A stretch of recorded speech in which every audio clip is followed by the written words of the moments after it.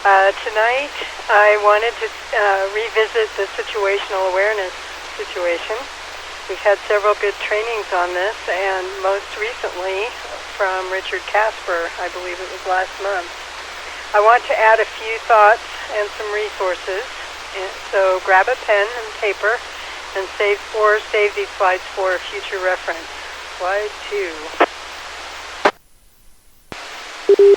Not long after I was hired at Browning Law, our office manager notified me it was time to go home and then waited for me to gather my things and walk out. While waiting, she made the comment that she was afraid that one day she would come into work and find me at the computer, still dressed in my clothes from the day before, having never realized that night had passed. We laughed. Then I recently realized how often I stand at my desk, which sits beside a very large west-facing window, walk out into the main office area with very large glass doors on both ends, and never realize until I'm about to walk outside and go home that it has rained or snowed or worse. I have had to find alternative ways to get my own attention away from my desk. Slide 3. Since I am totally capable of completely missing obvious details in my surroundings, I have had to find ways to make myself look up, such as using a timer to remind me to get out of my chair and at least walk around the office for a moment, get a drink, do something to get my blood moving. When it comes to situational awareness, there are a lot of alerts and apps that can help those of us who are equivalent to Mr. Magoo. Slide 4. Each of the counties and many of the cities have some way of notifying their residents of possible or existing emergency situations. I have a few here on this slide from Idaho Falls, on the idaho.gov website. There's a place for alerts and notifications. All of these websites are listed both on the slides and the script, so you can copy them down. I'm not going to try to read them tonight. But I have also one from Bonneville County, Jefferson County, Teton County, Fremont County, Bingham County, and Clark County on this slide. Next slide. I could not find an alert system for Madison County. However, they do have a couple of resources for current information, and those are listed here, one being a website and the other being a Facebook page. Slide 6. There are other alert apps that can be put on your phone. A couple for weather which I have used are Radar Omega and the Weather Channel. I get notifications from both of those. Slide 7. For local emergency responses, PulsePoint, PulsePoint, is available in some areas here. Also, East Idaho News has a local news source that can give you alerts through their YouTube platform at least, and probably some of their other platforms as well. I suspect some of the other local news stations are also set up for that, but I have not checked that out yet. PulsePoint and East Idaho News both have apps,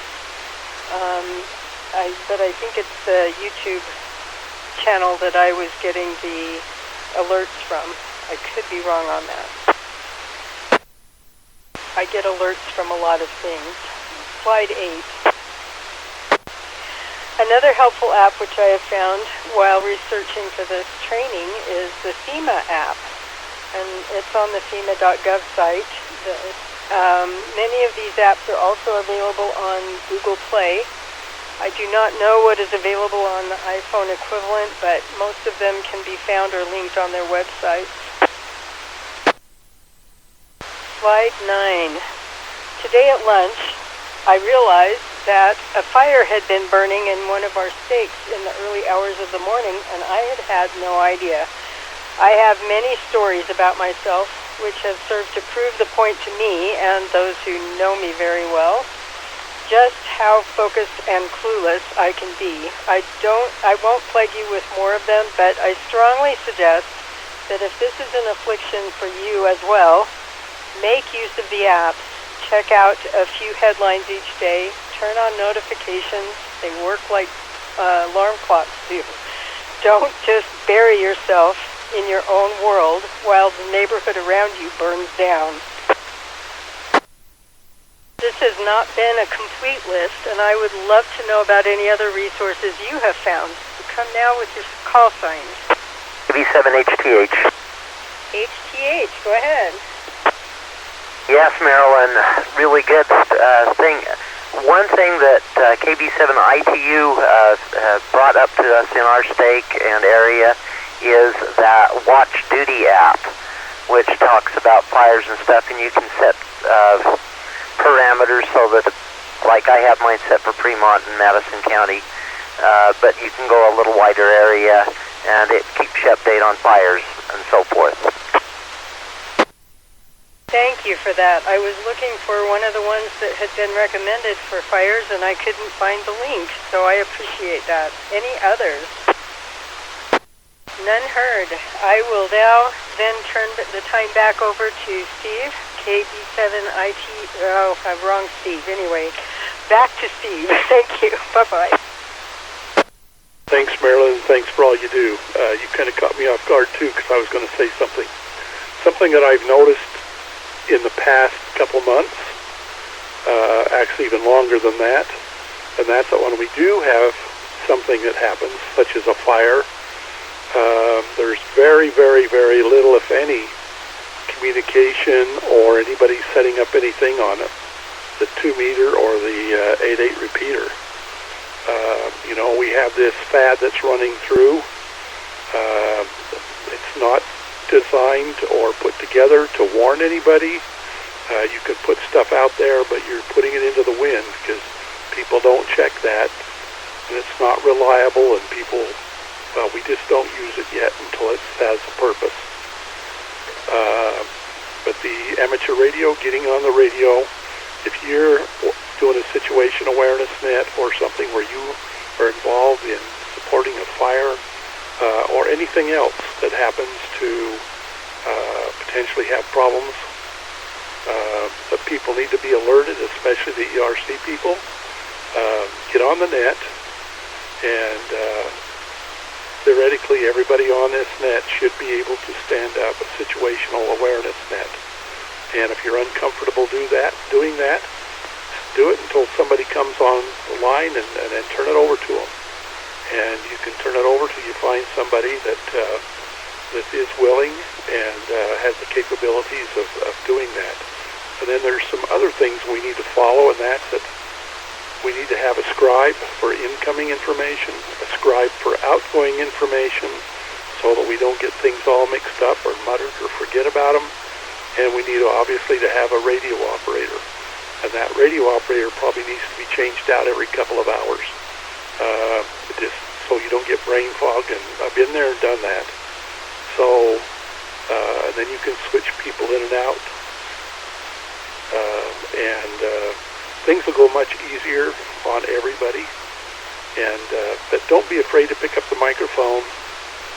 When you see something, say something. And because I've listened and I don't hear anything for hours, or not at all. Anyway, I'll get off my horse. Back to training. Any questions for Marilyn? Kilo Mike 4, Quebec Alpha Alpha. Go ahead. Yes, Steve. Are we still using GroupMe? I think maybe I've fallen off the wagon with that. I used to get that every month. It's the first day. You've fallen off the wagon on several things. Just because this mesh core has come through, everybody's put all their eggs in that basket and spending their time on it. And I'm not saying it's a bad thing, because it potentially has some good uses.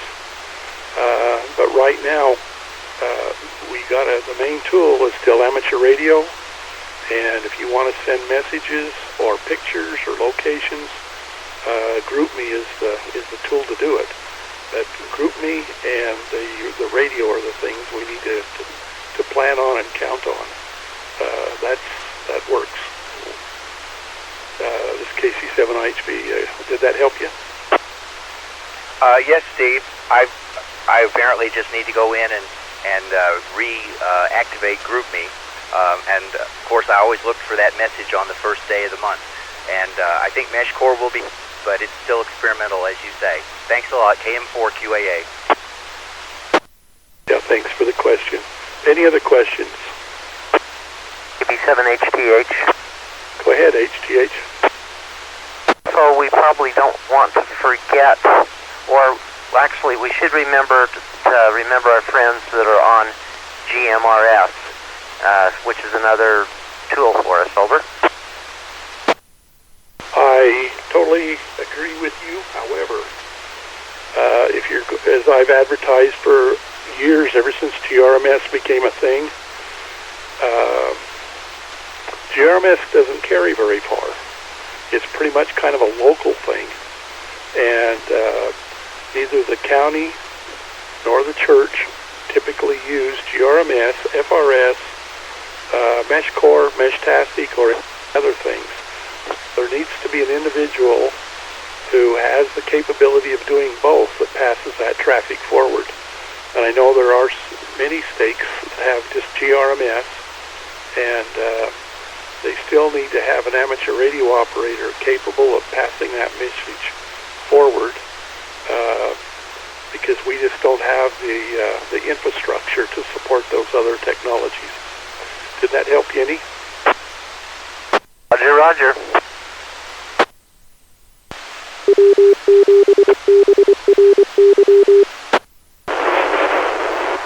Is there any additional system business or traffic for the net?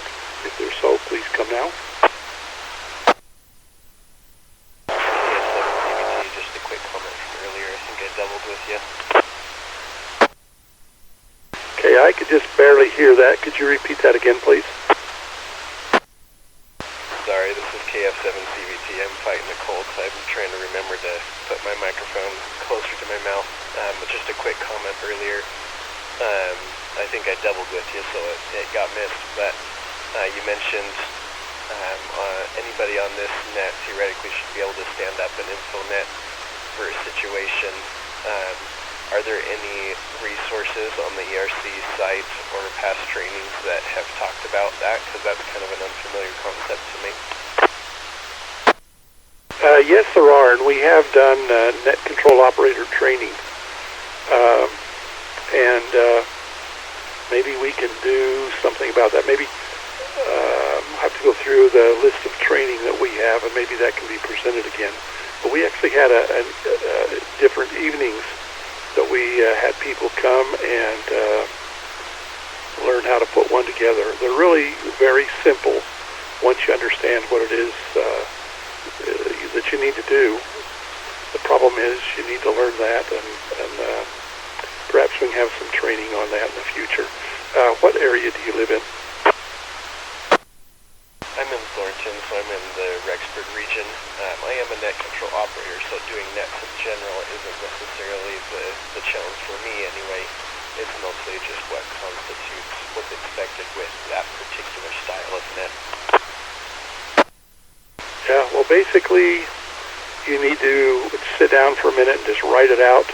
You need to declare what the net is. This is a situation awareness net. We're monitoring fire number ABCD. And do we have any reports? And then you got to make sure that any report can be proven. So it's not a bunch of hearsay. And then that information can get sent out. And of course, if we need to get a hold of leadership, that's part of it. We'll make sure that we can get information to the welfare and self-reliance manager, to the leadership within the stakes that are affected, and so on and so forth. But it's really fairly simple. Just declare what it is, and then start operating until someone else comes on that you feel maybe they'll pick it up and run it for you, and then just keep monitoring and listening, and you'll get it. It works. Does that help any, KC7IG? Yeah, for sure. I think that's a good foundation. Doesn't necessarily have to be addressed now because I know I guess it's 9:20, but I guess my follow-up questions, again, doesn't have to be addressed now, would be at what point is it decided to, like, reach out to those extra people or callings that you just mentioned, and, like, who has the authority to make those decisions and whatnot. But the foundational information you gave was very helpful, so thank you, KF7CVT. Yeah, the decisions on when to warn people, you should have maybe it's a gut feel that you need to let people know. I mean, if the fire's headed in a specific direction where persons or property are going to be affected, that's a bad situation and people need to know about it. And, you know, you may have to just pick up the telephone and call somebody and have them help you. Then as soon as you can, put together somebody that can collect the information as it comes in and be able to repeat that information back out without it getting mixed up or garbled or misunderstood.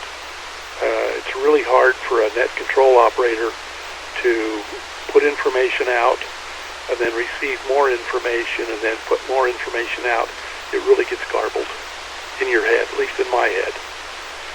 So that's kind of a caution.